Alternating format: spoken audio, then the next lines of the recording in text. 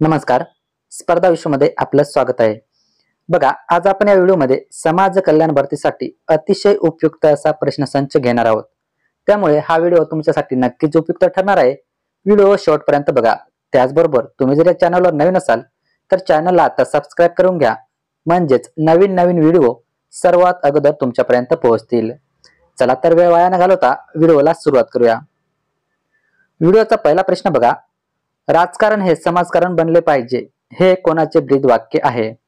तर बघा, राजकारण हे समाजकारण बनले पाहिजे हे ब्रीद वाक्य सयाजीराव गायकवाड यांचं आहे. पुढे बघूया. प्रश्न 2 बघा. रंगो बापूजी गुप्ते कोणाची वकिली करण्यासाठी लंडनला गेले होते? तर बघा, रंगो बापूजी गुप्ते हे साताऱ्याचे छत्रपती यांची वकिली करण्यासाठी लंडनला गेले होते. लक्षात ठेवा. पुढे बघूया.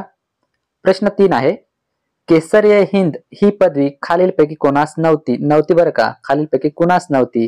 तर बघा, केसरीय हिंद ही जी पदवी आहे ही न्यायमूर्ती रानडे यांना नव्हती. प्रश्न 4 बघा. मुळशी सत्याग्रहाचे नेतृत्व कोणी केले? तर बघा, मुळशी सत्याग्रह आणि याचे नेतृत्व सेनापती बापट यांनी केले होते. लक्षात ठेवा, सेनापती बापट यांनी मुळशी सत्याग्रहाचे नेतृत्व केले. पुढे बघूया. प्रश्न 5 आहे. खालीलपैकी कोण लोकमान्य टिळकांचे अनुयायी होते? बघा, लोकमान्य टिळकांचे अनुयायी कोण होते? तर दादासाहेब खापर्डे हे लोकमान्य टिळक यांचे अनुयायी होते. प्रश्न क्रमांक 6 बघा. खालीलपैकी कोणत्या ठिकाणी जंगल सत्याग्रह झाला? तर बघा, जंगल सत्याग्रह हा बिळशी या ठिकाणी झाला. पुढे बघा. प्रश्न 7 आहे. राणीचा जाहीरनामा कोठे वाचण्यात आला? तर बघा, राणीचा जाहीरनामा हा अलाहाबाद या ठिकाणी वाचण्यात आला. आणि असा प्रश्न आला की राणीचा जाहीरनामा कधी वाचण्यात आला? तर 1858 मध्ये राणीचा जाहीरनामा वाचण्यात आला. प्रश्न 8 बघा. गोपाळ गणेश आगरकरांच्या विचारसरणीला काय म्हणतात? तर बघा, गोपाळ गणेश आगरकर यांच्या विचारसरणीला बुद्धिवाद असे म्हणतात. पुढचा प्रश्न बघूया. प्रश्न 9 आहे. कलकत्त्याहून दिल्लीला ब्रिटिश राजवटीत केंद्र सरकारची राजधानी केव्हा स्थलांतरित झाली? तर बघा, 1911 मध्ये कोलकात्याहून दिल्लीला केंद्र सरकारची राजधानी स्थलांतरित झाली. पुढे बघा. प्रश्न 10 आहे. ब्राह्मणेतर पुरोहित शाळा कोणत्या समाज सुधारकाने सुरू केली? तर बघा, शाहू महाराज यांनी ही शाळा सुरू केली.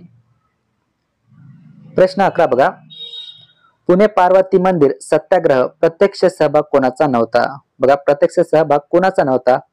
तर यामध्ये बघा, काकासाहेब गाडगीळ यांचा पुणे पार्वती मंदिर सत्याग्रहामध्ये प्रत्यक्ष सहभाग नव्हता. प्रश्न 12 बघा.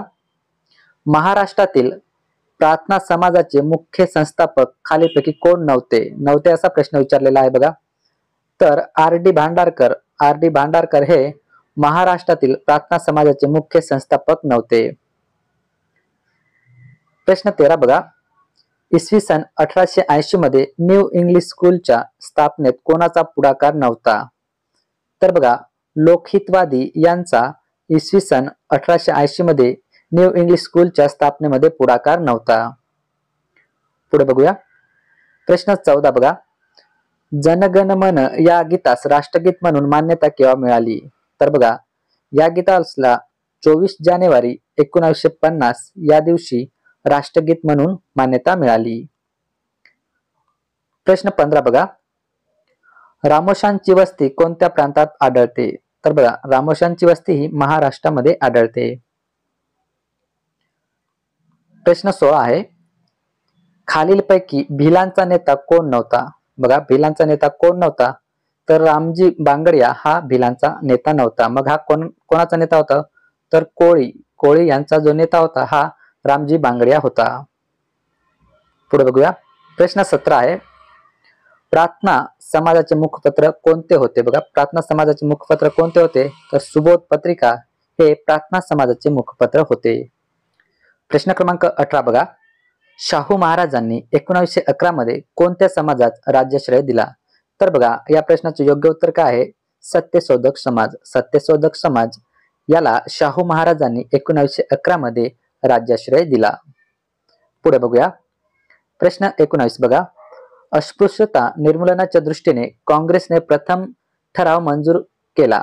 कधी केला बघा, तर काँग्रेसने 1917 मध्ये हा ठराव मंजूर केला. प्रश्न क्रमांक 20 आहे. 28 सप्टेंबर 1953 रोजी डॅश करार केला. तर बघा 28 सप्टेंबर 1953 रोजी नागपूर करार केला. प्रश्न 21 बघा. महादेव डोंगर रांगांमुळे डॅश या नद्यांची खोरी वेगळी झाली आहे. तर बघा महादेव या डोंगर रांगांमुळे भीमा व कृष्णा या नद्यांची खोरी वेगळी झालेली आहेत.